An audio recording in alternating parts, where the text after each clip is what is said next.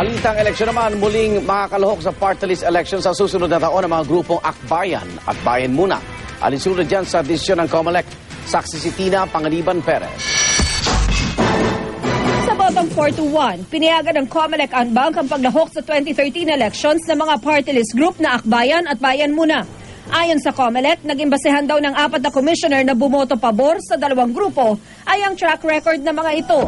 Gayon din ang dating ruling ng Korte Suprema ukol sa isang party list group na ang Bagong Bayani. I think they deserve to be in Congress, for after all, they have a long track record of representing the marginalized. And secondly, if you read ang Bagong Bayani, there is a portion in the epilogue. They should come out from limbo. Those who used to be in the underground. Let them participate in mainstream politics, and this is now the opportunity for them. Kabilang sa mga pumabor sa Akbayan at Bayan Muna, sina Commissioner Rene Sarmiento, Elias Yusof, Christian Lim at Armando Velasco.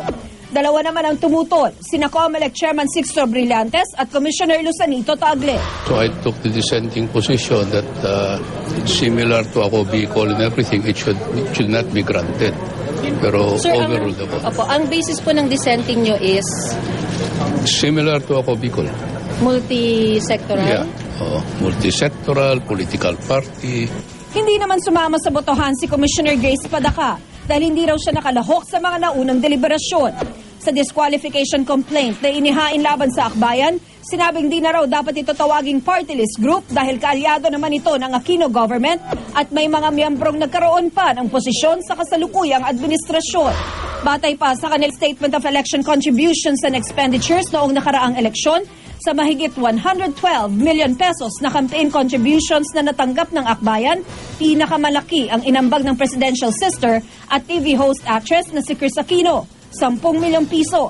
Tig 2 milyong piso naman ang ibinigay ng mga kapatid ng Pangulo na sina Balsi Aquino Cruz at Biel Aquino D. The COMELEC should disqualify Joe and me party list. That was in 2007. We said that the COMELEC should disqualify Joe and me party list. Too well represented inside the Aquino government.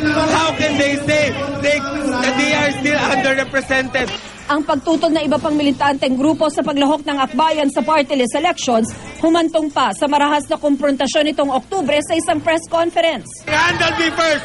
He handled me first!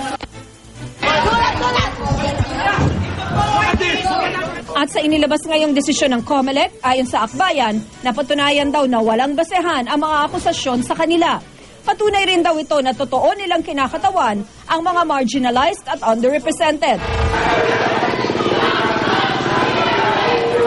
Ang Bayan Muna, pinadidisqualify naman dahil isa raw itong komunistang grupo at sinusuportahan nito ang rebeldang New People's Army, bagay na itinanggi ng party list group.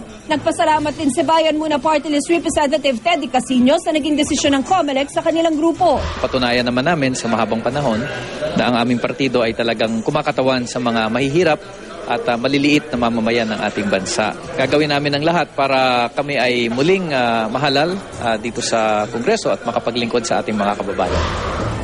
Sa ilalim ng Republic Act 7941 o ang Party List Act, ang isang party list group ay dapat kumatawan sa mga sektor o grupong walang boses sa Kongreso at sa pamahalaan.